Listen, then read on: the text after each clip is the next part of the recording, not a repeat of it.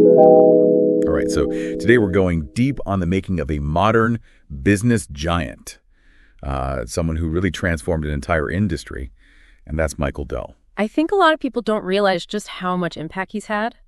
He's currently ranked the 10th richest person globally. As of December 2024. Yeah. With a net worth of $130 billion, according to Forbes Bloomberg. Forbes, yeah, he's had a massive impact. And, what's really fascinating is that this success, it wasn't built on, some groundbreaking new technology, at least in the beginning.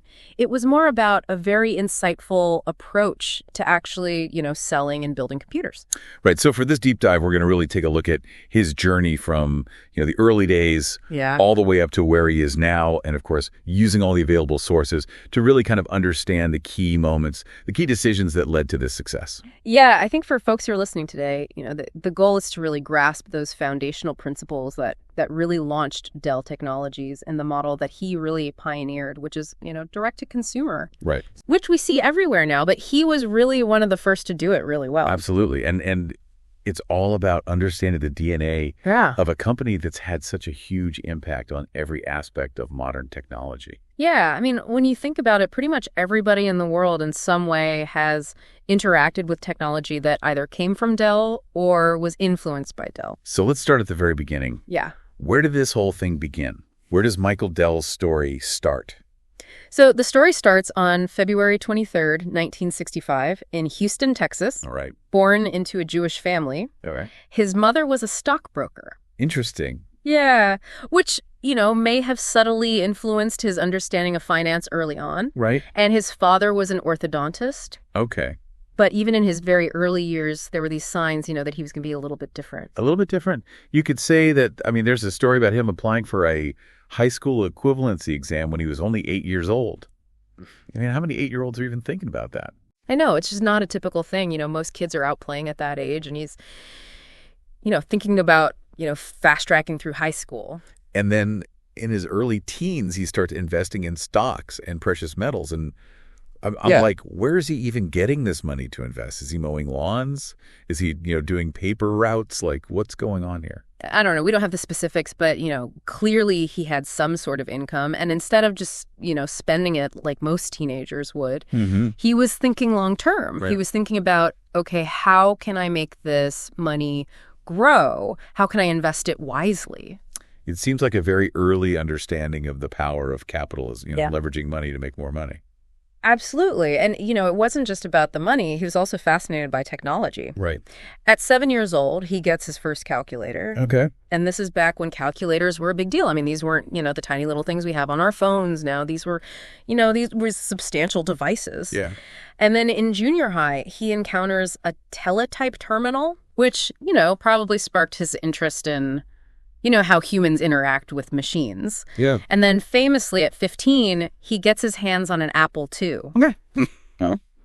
And he doesn't just, start using it to play games or whatever. He actually disassembles the entire thing piece by piece just to figure out how it worked. That's the tinkerer in him, right? Yeah, that need to understand, not just how to use it, but how it actually functions at its core. Right. That seems to be, a crucial element in his later success. I think that that's a really important point for our listeners, too. It's like, it's not just about, knowing how to use technology. It's about having that deeper understanding of how things work, because then you can start thinking about how to improve them, how to innovate, and how to do things differently. Yeah, and I think that's where his story gets really interesting, because it wasn't just about the technology. It was about understanding people and their needs. And this is where, his experience selling Houston Post subscriptions in high school is just a fascinating example. Like a case study, right? Exactly. He wasn't just, going door to door randomly. Right. He used public records to identify newlyweds and new homeowners. Well, smart. Yeah, because he figured those people, they're setting up a new home. They want to be in the know about what's happening in their community, so they'd be more likely to subscribe to the newspaper. That's very strategic thinking. Yeah, and this targeted approach paid off. He reportedly earned around $18,000 in a year selling these subscriptions. $18,000 as a high school student. I know, that's not just pocket change. That's That's serious money. Yeah, he's got a knack for this, clearly. Yeah, and he even hired other students to help manage the workload, so he's already thinking like a manager, like an entrepreneur. You can see it. The seeds are planted there. Yeah. And then he goes off to the University of Texas in 1983. Right. And on the surface, it looks like he's on this pre-med track. Yeah, trying to satisfy his parents' aspirations. Right. But, deep down, his passion was still in computers.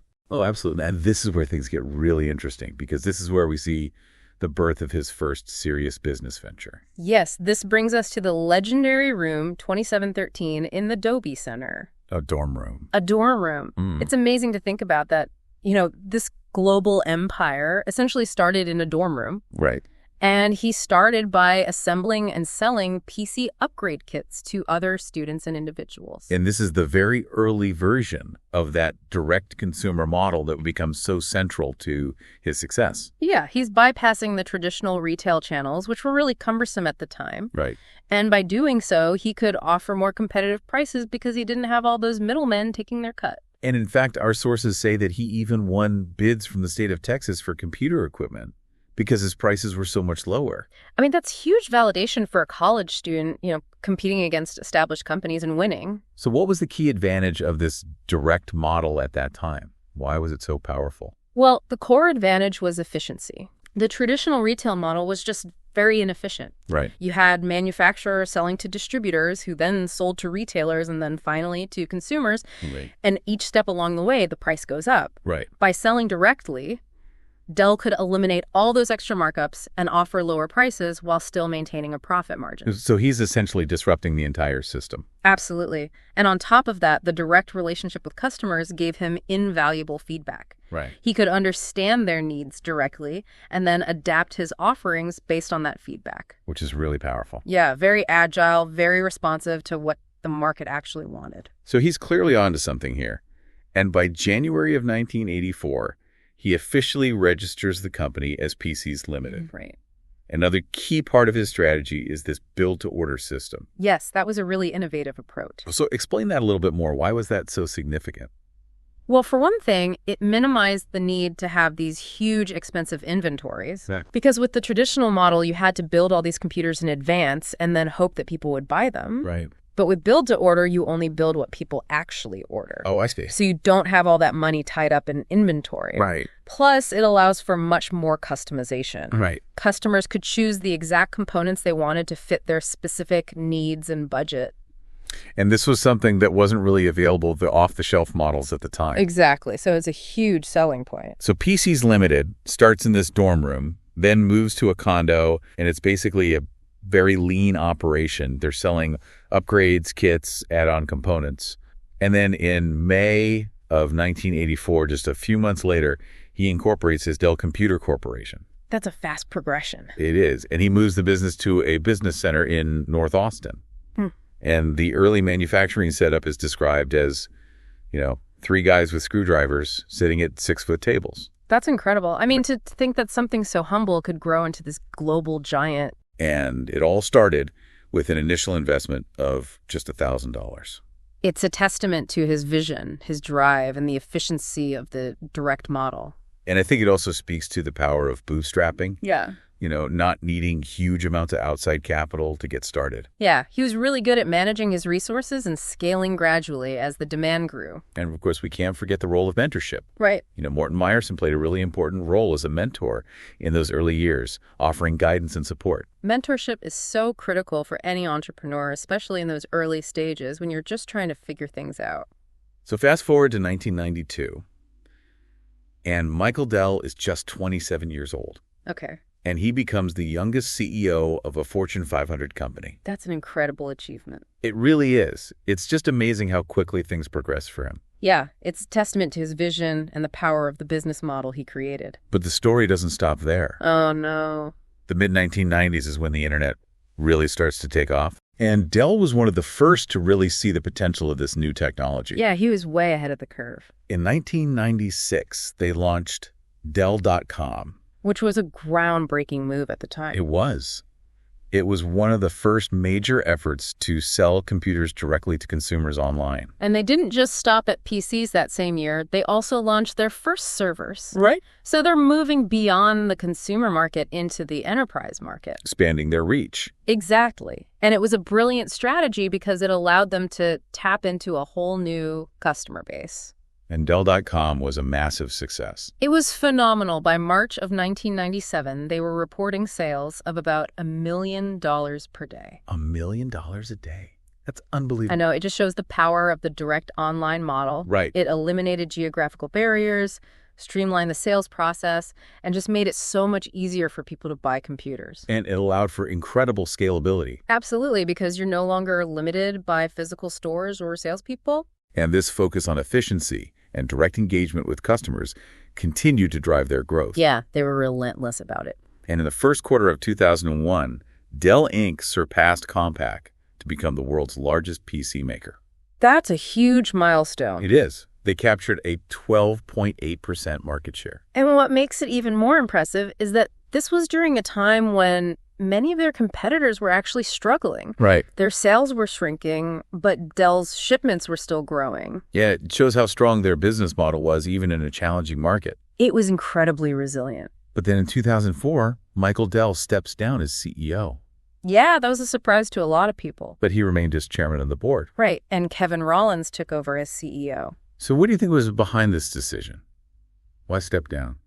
It's hard to say for sure, but it's not uncommon for founders of successful companies to step back from the day-to-day operations at some point. Right. It can bring in fresh perspectives and new skill sets that are needed for the next phase of growth. Yeah, maybe he felt like the company needed someone else at the helm. It's possible. But then in January of 2007, he returns as CEO. Yeah, the board asked him to come back.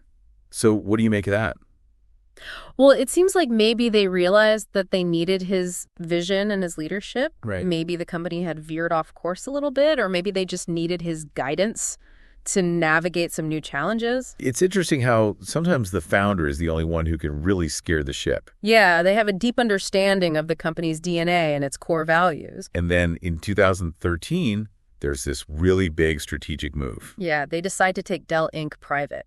In a massive $24.4 billion deal. It was a huge undertaking. And it was backed by Silver Lake Partners, Microsoft, and other lenders. So why do you think they did this? Why go private? Well, I think there are a few reasons. Okay. Being a public company comes with a lot of pressure. You have to answer to shareholders, you have to worry about quarterly earnings reports, and the stock price is constantly being scrutinized. It can be very distracting. It can, and by going private, Dell could have more freedom to make long-term investments and to take risks without worrying about the short-term impact on the stock market. It's about having the flexibility to make strategic decisions without the constant pressure of Wall Street. Exactly. And it also allowed them to restructure the business without having to disclose everything to the public. Yeah, they could operate more quietly and strategically. But it wasn't a smooth process. No, there was some resistance, particularly from Carl Icahn.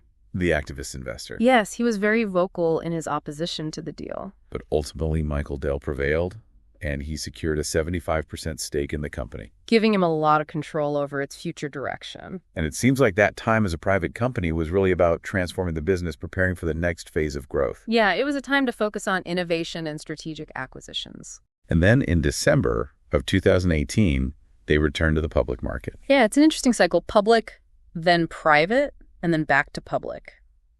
What do you think that says about their strategic thinking? I think it shows that they're very adaptable and that they're willing to use whatever structure makes the most sense for the company at a given time. Right. They're not afraid to make bold moves. And speaking of bold moves, in 2015, they acquire EMC Corporation. That was a massive deal. It was the biggest tech acquisition in history at the time. $67 billion.